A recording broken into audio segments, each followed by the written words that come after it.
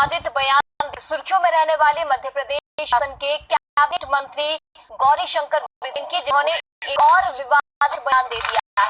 बालाघाट उन्होंने अपने उद्बोधन में कहा कि तहसीलदार हमारे कार्यकर्ताओं से राय ले और किसी भी कांग्रेसी सरपंच की सुनना नहीं है, अन्यथा शिकायत मिली तो जहां से आए हो वहां भेज दूंगा।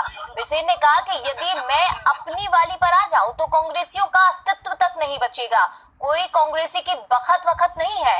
दरअसल 25 मई को अपनी शादी की 42वीं सालगिरह के मौके पर बालाघाट जिले के विकासखंड लालबर्रा में रात्रि मंडी बोर्ड अधोसंरचना विकास निधि से स्वीकृत विकास कार्यों का भूमि पूजन करने के लिए मंत्री यहां पहुंचे थे और इसी बयान के बाद अब कांग्रेसियों में भी खासी नाराजगी है।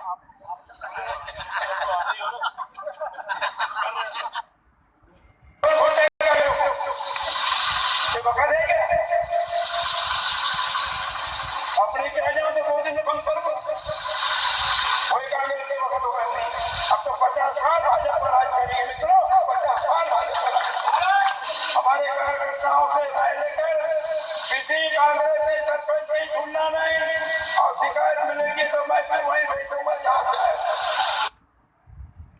हालांकि ये कोई पहली बार नहीं है, कभी एसपी को फटकार देते हैं, कभी किसानों को धमका देते हैं, तो अब यहाँ कांग्रेसी सरपंचों की कोई बखत नहीं है, ये बयान दिया है कृषि मंत्री ने। नरसिंहपुर में इससे पहले कृषि मंत्री गौरीशंकर बिसेन ने एसपी को फटकार लगा दी। मंत्री के कार्यक्रम के दौरान दरअसल एसपी बीच में ही सभा छोड़कर चले गए और इसी बात से बिसेन इतने झल्ला गए कि मीडिया के सामने ही अपनी भड़ास निकाल दी।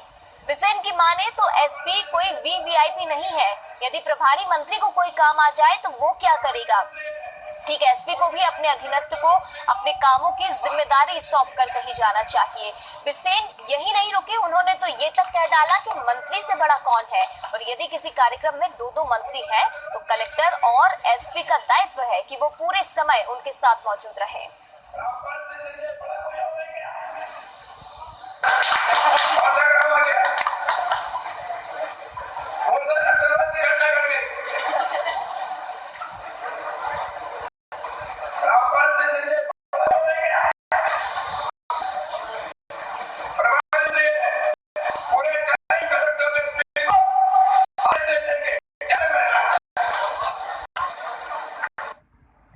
कई बार गौरीशंकर बिसेन को उनके इसी रवैये की वजह से संगठन की ओर से चेता भी दिया गया है, लेकिन मंत्री जी हैं, मानते ही नहीं, बार बार इस तरह के विवादित बयान दे डालते हैं और सुर्खियों में बने रहते हैं। एक छोटे से ब्रेक के लिए रुक रहे हैं।